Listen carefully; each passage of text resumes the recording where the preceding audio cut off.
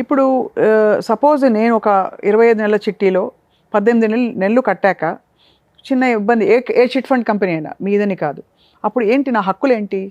నన్ను ఏం ప్రొటెక్ట్ చేస్తుంది ఆ సమయంలో? మీకు 2 రకాల అవకాశాలు ఉంటాయండి.